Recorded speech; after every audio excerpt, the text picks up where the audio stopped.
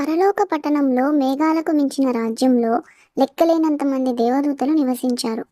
ప్రతి ఒక్కరికి వారి వారి ప్రత్యేక పాత్రలు మరియు విధులు ఉండేవి. అందరూ సంపూర్ణ సామరస్యం మరియు శాంతితో కలిసి జీవించేవారు. ఈ దేవదూతలలో మైకేల్ అనే దూత కూడా ఉన్నాడు. అతని యొక్క బలం మాత్రమే కాదు, జ్ఞానం మరియు న్యాయం కొరకు జీవించే వారిగా ప్రసిద్ధి చెందాడు. పరలోకంలో మైకేల్ జీవితం చాలా ఆనందంతో నిండిపోయింది. పరలోకం దైవిక రాజ్యం మరియు నిర్మలమైన అందాన్ని కలిగి ఉంటుంది మరియు శాశ్వతమైన కాంతి కింద మెరిసే బంగారు వీధులతో నిండి ఉంటుంది. నదులు స్వచ్ఛమైన స్ఫటికాకరమైన తోటల గుండా ప్రవహిస్తుంటాయి. ఎప్పటికీ వాడిపోని పువ్వులు మరియు ఆభరణాల వలె మెరిసే పండ్లతో నిండిన చెట్లు ఈ పరలోకాన్ని అలరిస్తాయి. మైకేల్ తన రోజులను పరలోక ద్వారాల యొక్క రక్షణను పర్యవేక్షిస్తూ మరియు దాని నివాసుల మధ్య శాంతిని నిర్ధారించడానికి గడిపేవాడు. అతడు దేవదూతలకు ప్రధాన నాయకుడు.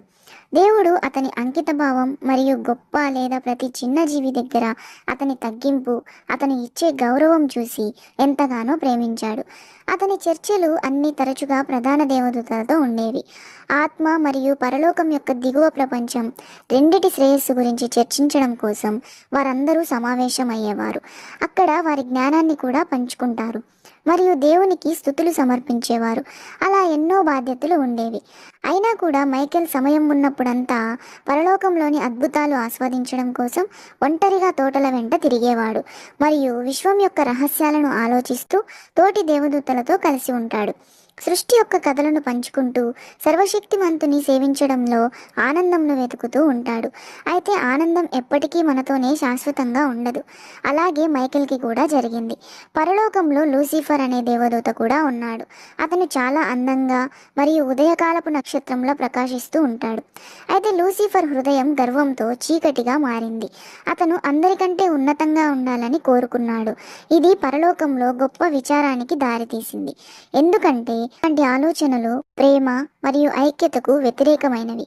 ఒకరోజు లూసిఫర్ దేవునికి వ్యతిరేకంగా తిరుగుబాటు చేయాలని నిర్ణయించుకున్నాడు.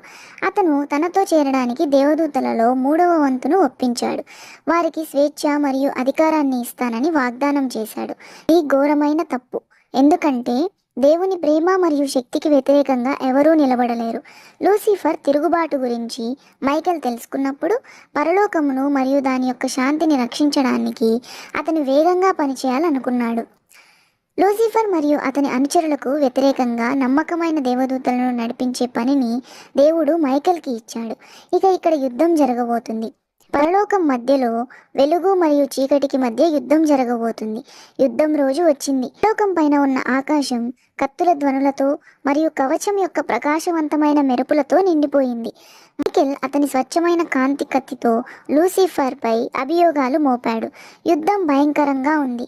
మైకేల్ మరియు అతని దేవదూతలు చీకటి జ్వాలల నుండి తప్పించుకోవడం మరియు అద్భుతమైన కాంతితో దాడులను ఎదుర్కోవడం కోసం వేగంగా కదిలారు. వారు శక్తి కొలది పోరాడారు.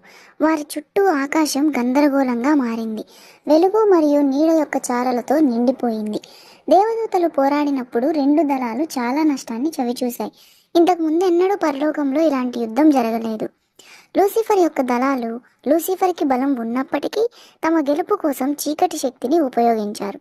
ఒక నిర్ణయాత్మక క్షణంలో మైకేల్ లూసిఫర్ వద్ద ఇరుక్కుపోయాడు. మైకేల్ సంకల్పం మరియు విశ్వాసం విడదీయలేనివి.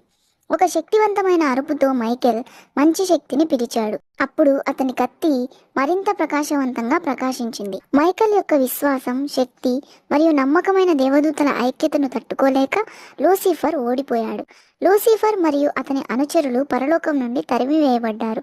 కాంతికి దూరంగా పడిపోయారు. మైకేల్ మరియు అతని దేవదూతలు విజయం సాధించారు. అయితే తమ సోదరులను కోల్పోయినందుకు వారి హృదయాలు బరువెక్కాయి. శాంతి పరలోకానికి తిరిగి వచ్చింది. అయినప్పటికీ యుద్ధం వినయం మరియు విధేయత యొక్క ప్రాముఖ్యతను గుర్తు చేస్తుంది. అప్పటి నుండి మైకేల్ పరలోకానికి రక్షకుడిగా ఉన్నాడు. ఇతను చీకటిని ఎదుర్కొని స్థిరంగా నిలబడిన నిజమైన వ్యక్తి. అతని విశ్వాసం, ధైర్యం పరలోక రాజ్యాన్ని రక్షించాయి. ప్రేమ, ఐక్యత శాశ్వతంగా రాజ్యం చేస్తుందని నిర్ధారిస్తుంది. లూసిఫర్తో మైకేల్ యొక్క యుద్ధం మంచితనం యొక్క శక్తిని బోధిస్తుంది.